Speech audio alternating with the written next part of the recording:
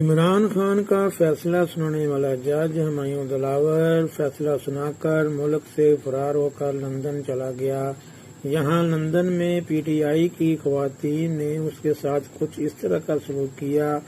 आप वीडियो देखें। अगर आपको हमारी वीडियो पसंद आए तो हमारे चैनल को लाइक, शेयर और सब्सक्राइब जरूर करें।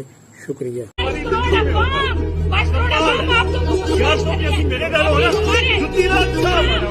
अपने अंदर वाले को जूतियां मारो, अंदर वाले को जूतियां मारो, अंदर वाले को जूतियां मारो, अंदर वाले को जूतियां